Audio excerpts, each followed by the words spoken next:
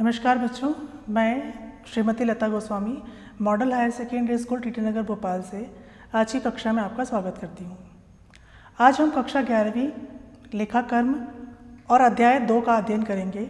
अध्याय 2 लेखांकन के सिद्धांत या लेखांकन के सैद्धांतिक व्यवहार, इनका अध्ययन हम करने जा रहे हैं।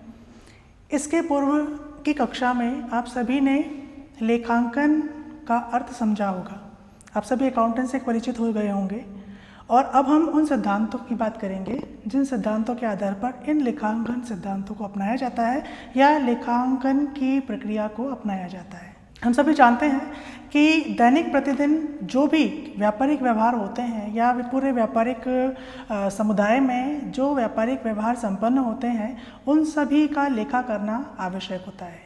क्यों? क्योंकि अगर हम उनका तत्काल लेखा नहीं करेंगे तो हम शायद उन लेन देनों को भूल जाएंगे और इसके बाद उन लेन देनों का पता लगाना, लेन देनों के आधार पर व्यवहारों की जानकारी लेना मुश्किल हो जाएगा।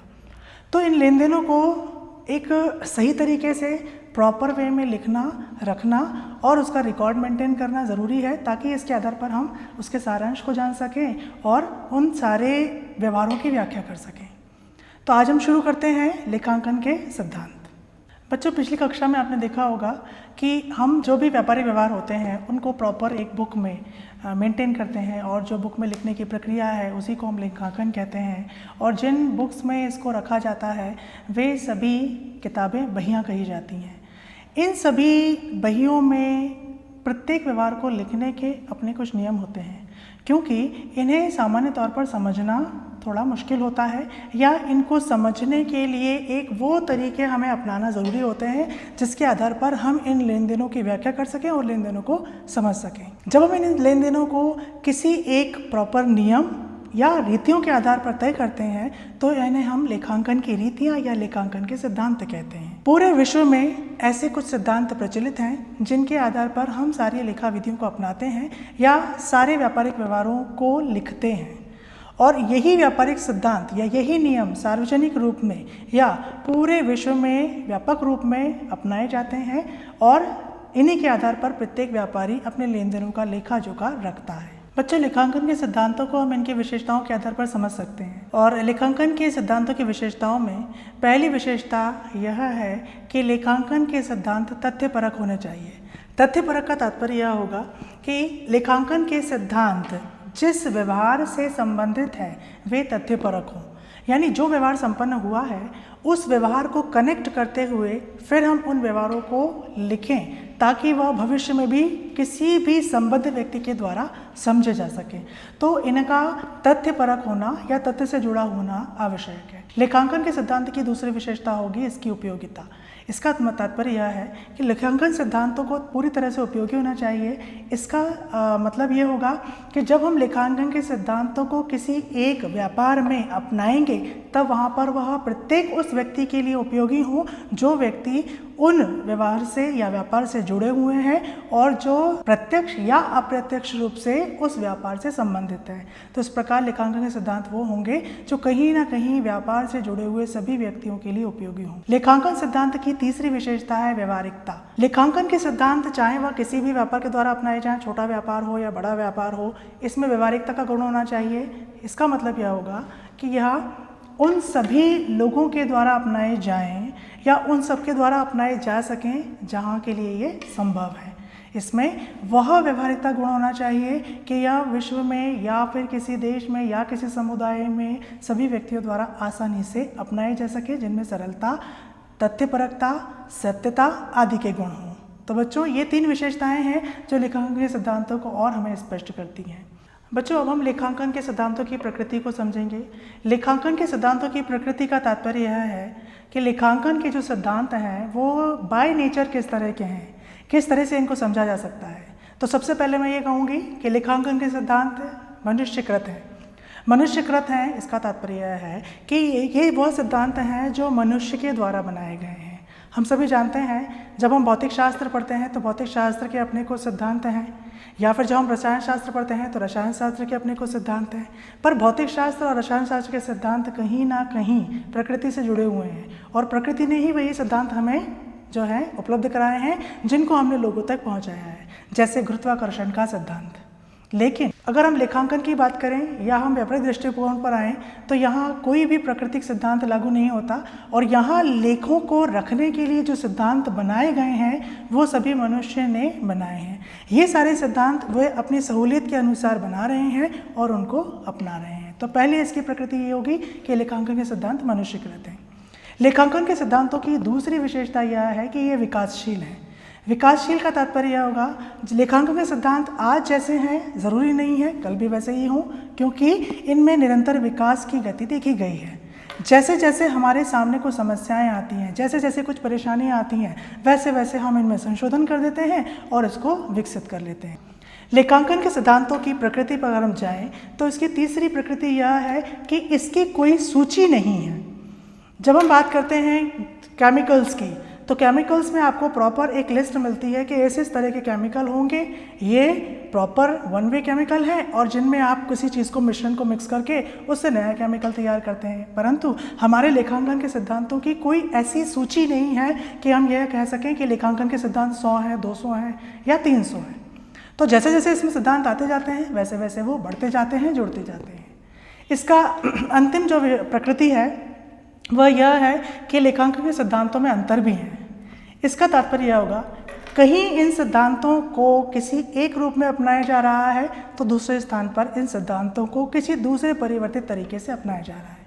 तो मैं ये कहूँगी कि लेखांकन के सिद्धांतों में अंतर नहीं है, अंतर इनके प्रयोग में है। इस प्रकार इनकी विशेषताएं आप सभी बच्चे समझ गए होंगे। अब हम नेक्स्ट टॉपिक पर आते हैं। लेखांकन के सिद्धांत किसी भी व्यापार व्यवसाय के लिए नींव का काम करते हैं और अगर मैं इन लेखांकन के सिद्धांतों का वर्गीकरण करूं तो इन लेखांकन के सिद्धांतों को हम 3 कैटेगरी में डिवाइड कर सकते हैं। सबसे पहली चीज़ लेखांकन की मूलभूत मान्यताएं, दूसरा लेखांकन के मूलभूत सिद्धांत और तीसरा लेखांकन के परिवर्तनीय सिद्धांत। इनमें सबसे पहले जब हम पढ़ना शुरू करेंगे लेखांकन की मूलभूत मान्यताएं, तो बच्चों मान्यताएं शब्द आप सभी ने सुना होगा। मान्यताओं का मतलब वो परिस्थितियां होती हैं या वो तरीके हैं, वो कंडीशंस हैं जिसमें एक पर्टिकुलर नियम, पर्टिकुलर कोई रूल जो है वो अप्लाई होगा। तो सबसे पहले हम उन मान्यताओं को ही समझ लेते हैं। लेखांकन की जो पहली मान्यता है वह मान्यता अस्तित्व की मान्यता है। अस्तित्व की मान्यता हमें यह बताती है कि प्रत्येक व्यापार व्यापारी से अलग है। इसका तात्पर्य व्यापार और व्यापारी का पृथक पृथक अस्तित्व है। अगर मैं आपको यूं कहूं कि अगर कोई एक व्यापार है और उस व्यापार का स्वामी उस व्यापार में अपना कुछ निजी धन, निजी माल या निजी संपत्ति लगाकर उस व्यापार को प्रारंभ कर रहा है तो यह माना जाएगा कि वह व्यापार को यह धन उधार दे रहा है। क्यों? क्योंकि व्यापार और व्यापारी के अस्तित्व को हमने पृथक माना है। यहाँ पर हम व्यापार को एक कृत्रिम व्यक्ति की तरह, एक आर्टिफिशियल पर्सन की तरह मानेंगे और यह मानेंगे कि व्यापार एक व्यक्ति है या व्यक्ति की भांति है जो वो सारे लेन देन कर सकता है, उन सारे व्यवहारों को पूरा कर सकता है जो एक व्यक्ति पूरे करता है। इसके अतिरिक्त जब हमने यह माना कि एक व्यापारी ने व्यापार में संपत्ति, धन या जो भी चीज़ें हैं वो लगाकर व्यापार को प्रारंभ किया तो यहाँ यह माना जाएगा कि उसने इतना पैसा, इतनी संपत्ति, इतना माल या इतना धन उस व्यापार को उधार दिया है जो वह एक समय के बाद मैं ब्याज उस व्यापार से वसूलेगा या व्यापार का ये कर्तव्य बनेगा कि वह एक निश्चित समय के बाद इतना धन उस व्यापारी को वापस करे। तो यहाँ पर जो स्वामी है व्यापार का वह केवल वह व्यक्ति है जो उस व्यापार को चला रहा है और उसके चलाने के बदले में उसको उसका एक पारिश्रमिक या रेम्यूनरेशन मिल रहा है जिसे हम लाभ कहेंगे। जब हम इसके अस्तित्व की मान्यता पर आते हैं तो एक चीज़ और बनती है, वह यह कि जिस प्रकार एक व्यापारी ने व्यापार को पैसा दिया और जो व्यापार के लिए दायित्व के समान है, जैसे उसने लगाई हुई जो पूंजी है जो उसके लिए दायित्व के समान है, जब उसका कर्तव्य है व्यापार का कि वह व्यापारी को इतना पैसा वापस करे, तो कभी जब व्यापारी अपने निजी प्रयोग के लिए व्यापार से कुछ धन, कुछ माल या कुछ संपत्तियों को निकाल लेता है तो यहाँ अब व्यापारी का यह दायित्व है कि वह अपने ही व्यापार को उतना धन मैं ब्याज वापस करे। इस प्रकार क्योंकि अस्तित्व की मान्यता व्यापार और व्यापारी दोनों के लिए अलग अलग है तो व्यापारी द्वारा लगाया गया धन व्यापार में पूंजी की तरह माना जाएगा जो कि व्यापार का दायित्व है, और व्यापारी द्वारा व्यापार से लिया गया निजी प्रयोग के लिए पैसा आहरण माना जाएगा जो व्यापारी के लिए दायित्व के समान है। बच्चों, लेखांकन की दूसरी मान्यता है मौद्रिक मापन की मान्यता। मौद्रिक मापन की मान्यता हमें यह बताती है कि हम लेखांकन में उन्हीं व्यवहारों को शामिल करेंगे जिनका मौद्रिक मापन संभव है, यानी जिसे हम मुद्रा में माप सकते हैं। और हम सभी जानते हैं कि व्यापार में जो व्यवहार होते हैं उन सभी का कहीं ना कहीं कुछ मौद्रिक मूल्य होता है, जैसे सामान खरीदना, माल बेचना, किसी को किराया देना या किसी से किसी संपत्ति का खरीद विक्रय। तो ये सभी जो हैं सारे व्यवहार होते हैं जिनका मौद्रिक मापन संपन्न होता है, यानी जिन्हें हम कहीं ना कहीं मुद्रा में माप सकते हैं। केवल ऐसे व्यवहारों को हम शामिल करेंगे। लेखांकन की अगली मान्यता है निरंतरता। निरंतरता का तात्पर्य यह है प्रत्येक व्यापारी यह मानकर चलेगा कि उसका व्यवसाय निरंतर जारी रहेगा। और ये मैं समझती हूँ कि जब भी कोई व्यापारी व्यवसाय शुरू करता है तो वह यह सोचकर शुरू नहीं करता कि इतने समय बाद वह उसे बंद कर देगा। उसके विचार शायद यही रहते हैं कि जब उसने व्यापार प्रारंभ किया है तो यह निरंतर आगे बढ़ता रहेगा और आगे चलता रहेगा।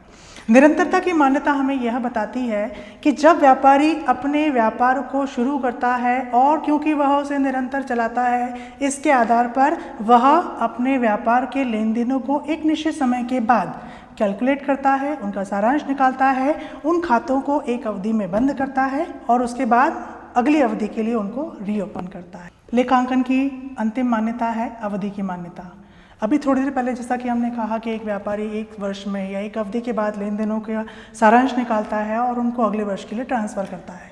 तो लेखांकन की अवधि की मान्यता यह कहती है कि जितने भी व्यापारिक व्यवहार होंगे उन सभी को हम एक अवधि विशेष के बाद समराइज करेंगे, उनका सारांश निकालेंगे, उनका रिजल्ट एनालिसिस करेंगे और जिसे हम कहते हैं लाभ हानि खाते तैयार करना, व्यापार खाता तैयार करना, बैलेंस शीट तैयार करना और इसके बाद अपने व्यवसाय के अंतिम परिणामों को जानना, व्यवसाय की आर्थिक स्थिति को जानना और इसके बाद यहाँ खातों को बंद करके, यानी एक वर्ष की अवधि में खातों को बंद करके फिर अगले वर्ष के लिए खातों को रीओपन करना। बच्चों, लेखांकन की मूलभूत मान्यताओं के बाद हम आते हैं लेखांकन के सिद्धांतों पर। लेखांकन के सिद्धांतों में कुछ सिद्धांत महत्वपूर्ण हैं। पहला सिद्धांत मैं आपको बता रही हूँ, दोहरे लेखी का सिद्धांत।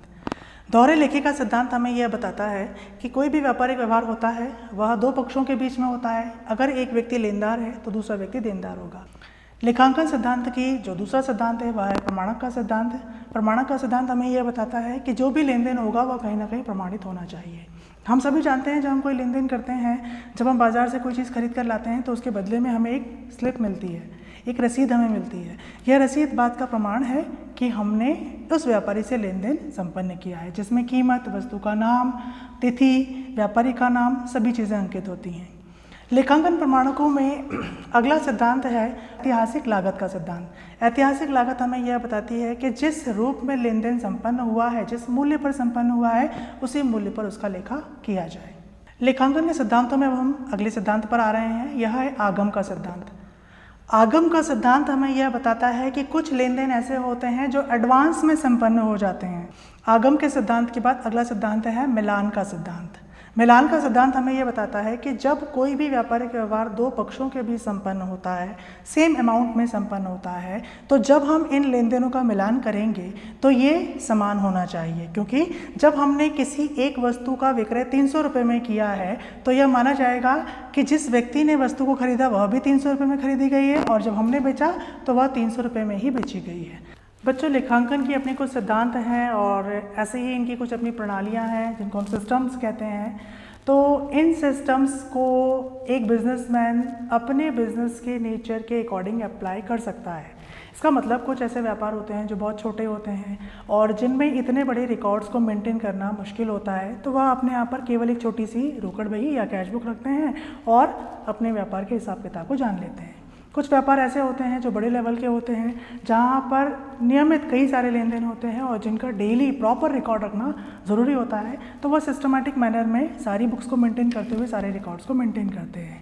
कुछ व्यापार ऐसे होते हैं जो केवल इन्हीं चीज़ों पर बेस्ड है, मतलब जिसमें रिकॉर्ड्स को प्रॉपरली रखना हर हाल में ज़रूरी हो जाता है। और जिनमें अगर एक भी रिकॉर्ड मिस होता है तो वह हमारे कहीं ना कहीं सारे लेन देनों को प्रभावित कर देता है। तो इस प्रकार demand to business, nature to business, हर एक बिजनेसमैन जो है वो अपने यहाँ पर डिफरेंट सिस्टम्स को अप्लाई करता है। यहाँ मैं आपको बेसिक सिस्टम्स बता रही हूँ। तो सबसे पहले हम देखेंगे अकाउंटिंग सिस्टम्स।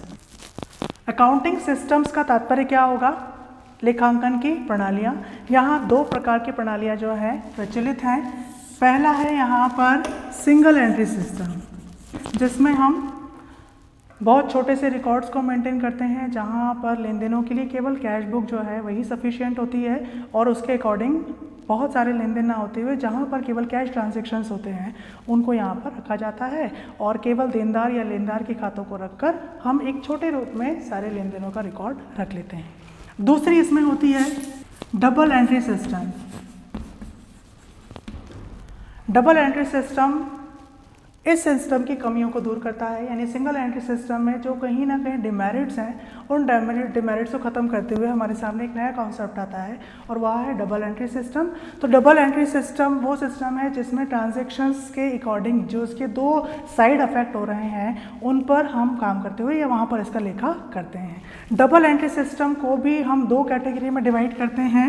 एक है इंग्लिश सिस्टम और दूसरा है इंडियन सिस्टम।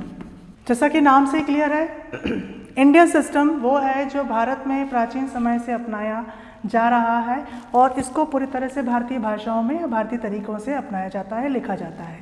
दूसरा जो सिस्टम है इंग्लिश सिस्टम, विश्व के अनेक देशों में लगभग 80 से 90% देश ऐसे हैं जो इंग्लिश सिस्टम को अपनाते हैं। तो बच्चों, इन सारे अकाउंटिंग सिस्टम में हमारा जो बेसिक कॉन्सेप्ट है या जो बेसिक हमारी लर्निंग है वो किसके लिए होगी? डबल एंट्री सिस्टम के लिए।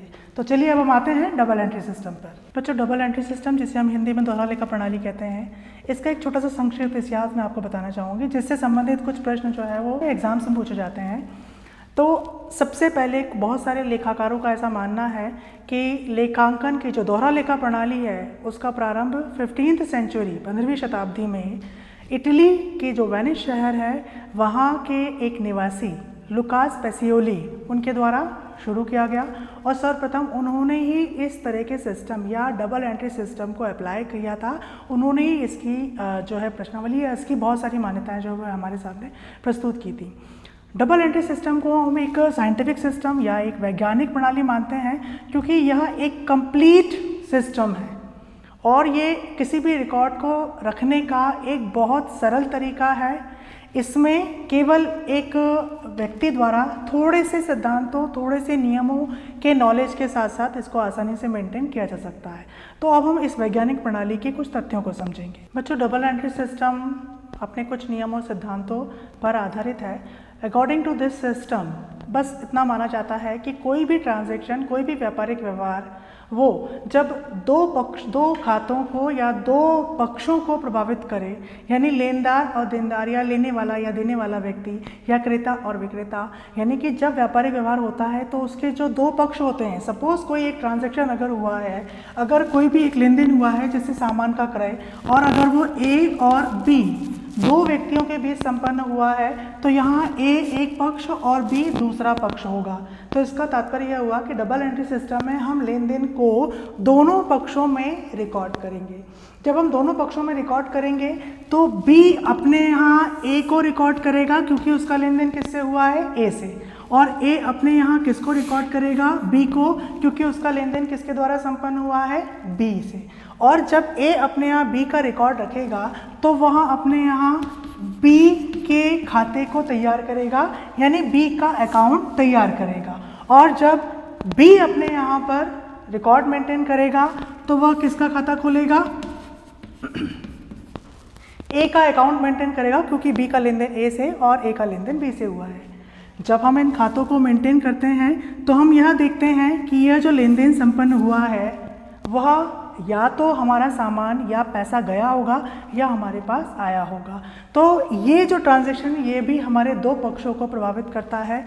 एक पक्ष को हम डेबिट और दूसरे पक्ष को हम क्रेडिट कहते हैं। हिंदी में डेबिट को नाम पक्ष और क्रेडिट को जमा पक्ष कहा जाता है।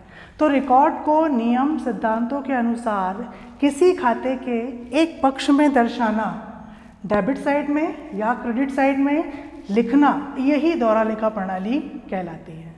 चलिए बच्चों, दोहरा लेखा प्रणाली को और अच्छे से समझने के लिए अब हम इसके 4 सिद्धांतों को पढ़ते हैं। तो दोहरा लेखा प्रणाली का पहला सिद्धांत है दो खातों पर प्रभाव। पहला सिद्धांत हमें यह बताता है कि कोई भी व्यापारिक लेन देन होता है, उस व्यापारिक लेन देन का प्रभाव हमेशा दो खातों पर पड़ता है। दो खातों पर प्रभाव पड़ता है। अगर मैं उदाहरण के तौर पर एक आपको एग्जाम्पल दूं कि एक विक्रेता ए, इनके द्वारा अगर नकद विक्रय किया गया, अगर 2000 रुपये का माल नकद विक्रय किया गया है, तो इस व्यवहार का प्रभाव दो खातों पर पड़ेगा। दो खातों में एक खाता तो विक्रय खाता होगा, यानी हमारे पास से सामान गया, दूसरा नकद, यानी ये हुआ सेल्स और ये कैश। तो हमारे दो खाते प्रभावित हुए और दोनों खातों में हमें दिखाई दे रहा है कि हमारे पास नकद धन आ रहा है और हमारे पास से सामान जा रहा है, जिसे हम विक्रय खाता कह रहे हैं। तो पहला इसका सिद्धांत क्या हुआ कि कोई भी व्यापारिक व्यवहार होगा उसका प्रभाव हमेशा दो खातों पर पड़ेगा। बच्चों, लेखांकन सिद्धांत का दूसरा नियम हो जाएगा, जहाँ पर प्रभाव दो खातों पर पड़ा है वहीं इन दो खातों में लेखा भी आवश्यक है। तो हम यहाँ कहेंगे दोनों खातों में लेखा। इसका तात्पर्य यह है कि जहाँ पर नकद यानी कैश अकाउंट और दूसरा जो हमारा विक्रय है सेल्स अकाउंट, अगर ये दोनों खाते प्रभावित हुए हैं तो दोनों ही खातों में लेखा होना आवश्यक है। तीसरे सिद्धांत पर आएंगे तो तीसरा सिद्धांत हमें ये कह रहा है दोनों खातों के विपरीत पक्ष में लेखा। विपरीत पक्ष में लेखा हमें यह बताता है कि जब हम कैश अकाउंट या सेल्स अकाउंट बनाएंगे, तो जैसा आपको थोड़ी देर पहले मैंने आपको बताया कि प्रत्येक खाते के दो पक्ष होते हैं, एक डेबिट पक्ष और दूसरा क्रेडिट पक्ष। तो वैसे ही दूसरे खाते के भी दो पक्ष होंगे, पहला डेबिट पक्ष और दूसरा क्रेडिट पक्ष। जब हम कैश अकाउंट में डेबिट पक्ष में कोई लेखा कर रहे होंगे तो यही व्यापारिक व्यवहार दूसरे खाते के विपरीत पक्ष में लिखा जाएगा। यानी जब कैश अकाउंट में ट्रांजैक्शन को हम डेबिट साइड शो करेंगे तो सेल्स अकाउंट में हमें उसे क्रेडिट साइड में शो करना पड़ेगा, और जब कोई ट्रांजैक्शन हम कैश अकाउंट के क्रेडिट साइड में शो करेंगे तब वही ट्रांजैक्शन सेल्स अकाउंट के डेबिट साइड में या किसी अन्य अकाउंट के डेबिट साइड में शो हो रहा होगा। तो हमारा जो तीसरा सिद्धांत है वह यह है कि दो खातों में लेखा होगा लेकिन विपरीत पक्ष में लेखा होगा। बच्चों, लेखांकन की जो दोहरा लेखा प्रणाली है इसके अपने कुछ चरण, इसके कुछ स्टेप्स या किसी कुछ सोपान हैं, जिसमें सबसे पहले हम प्रारंभिक लेखा रखते हैं। प्रारंभिक लेखा वह है जैसे ही सौदा संपन्न होता है, जैसे ही कोई बिजनेस ट्रांजैक्शन होता है, तुरंत उसे हम या तो प्रारंभिक लेखे की पुस्तक में, स्मारक बही में, या जहाँ भी इसके प्रारंभिक लेखे रखे जाते हैं वहाँ पर हम इनको लिख लेते हैं। इसका जो दूसरा चरण है या दूसरा जो स्टेप है वो है क्लासिफिकेशन। क्लासिफिकेशन जिसको हम बोलेंगे वर्गीकरण। अगर मैं आपसे ये कहूँ कि हमारे यहाँ एक दिन में 20 से 25 सौदे होते हैं, जिसमें से कुछ ए व्यापारी से संपन्न होते हैं, कुछ मोहन से संपन्न होते हैं, कुछ रामलाल से संपन्न होते हैं, कुछ बैंक से ट्रांजैक्शन होते हैं, कुछ नकद होते हैं, कुछ उधार होते हैं, और ये सारे लेन देन अगर हम किसी एक जगह पर रख दें, फिर 3 महीने बाद या 4 महीने बाद अगर हमें इनमें से किसी एक प्रकार के व्यवहारों को ढूंढना होगा तो शायद ये मुश्किल हो जाएगा। इस मुश्किल को आसान करने के लिए लेखांकन का सेकंड स्टेप काम करता है और वो है क्लासिफिकेशन। इसका थर्ड स्टेप है समराइजिंग। समराइजिंग मतलब होता है सारांश निकालना। बच्चों, हम सभी जानते हैं कि जब हम साल भर पढ़ते हैं, साल भर पढ़ने के बाद हम जब फाइनल एग्ज़ाम देते हैं, हमारा रिजल्ट आता है और ये एक जो मार्कशीट है वो हमें समराइज़ करती है कि साल भर की हमारी स्टडी क्या रही।